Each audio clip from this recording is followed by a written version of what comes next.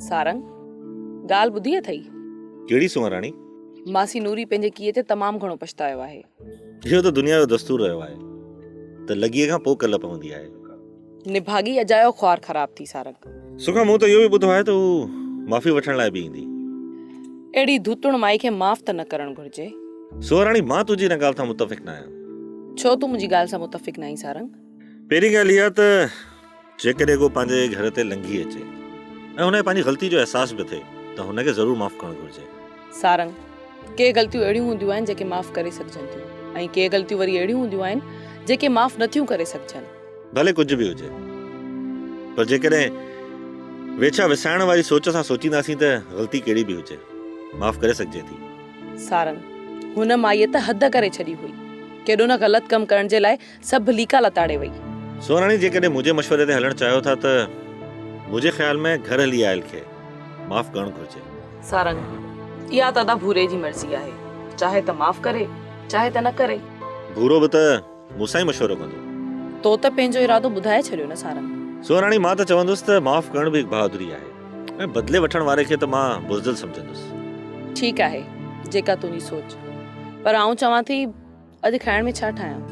इहो असां तुंहिंजी सोच ते छॾियोसीं, जेको मर्ज़ी अचे ठाहे। ठीकु आहे, जेसिताईं मां मानी तयारु करे वठां तूं पंहिंजो कमु कर।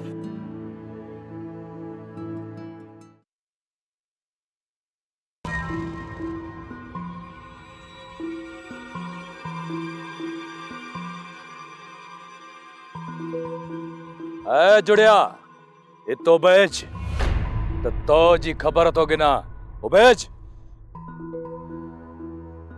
ऐ जुड़िया मो तोखे ठाहू कोते समझो, पर हाणे ख़बर पई आहे त तो जहिड़ो बेईमान की न हूंदो। बेली बुरा मूंखां ग़लती थी वई आहे, मूंखे माफ़ कर, आइंदा ग़लती न थींदी। अॼु तो मौके ना की न बचंदे ठप मारींदुसि। ऐं जुड़िया ए बेली बुरा मूंखे बुरा माफ़ कर, भली हाणे ज़िद खे छॾ बुरा। अॼु तो जो रत कुत्तनि खे प्यारींदुसि। बुरा ख्याल कर। ओ काका पटेल बुरो विड़े थो। काका पटेल भूरा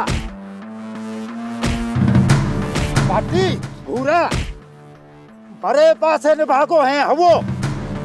पटेलिया मोह का छॾ, हिनखे आउं की न छॾींदुसि। हिन कोंदड़े मोह जी इज्जत में हथ विधा आहिनि, की न छॾींदुसि हिनखे मां। पाटी है हवो है हवो। सोप सीरियल सारंग जा तमाम एपिसोड्स ॾिसो HD क्वालिटी में। विजिट करियो असांजो YouTube channel Sindh TV HD drama. Subscribe कयो असांजो official YouTube channel Sindh TV HD drama ऐं वधीक अपडेट लाइ बेल आइकन खे क्लिक करियो।